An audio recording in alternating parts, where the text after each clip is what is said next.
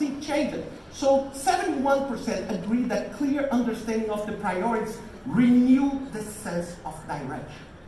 So at the end, so what we try to do with this research, of course, I'm just showing you a snapshot, but no two crises are the same. You always learn something new that your bag of experience, okay, that is new to you. Because part of what makes a crisis difficult is not having ever done this before.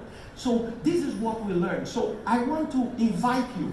I have 50 seconds, so I want to invite you to take a look. You go to brightline.org and you can download this full report. It's absolutely free, okay? So just to explain to you, Brightline is a think tank on getting ideas to results.